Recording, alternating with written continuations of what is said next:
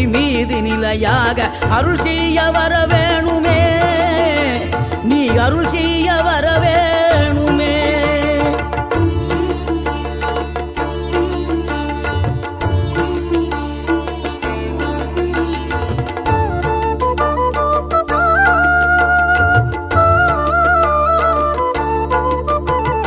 இகழ்தலையும் புகழ்தலையும் ஒரு முகமாய் கருதும்படி செவி உரைத்த முத்து குமரன், நீ வறுமையையும் வளமையையும் சமநிலையை உணரும்படி மதி கொடுத்த செல்வ குமரன்.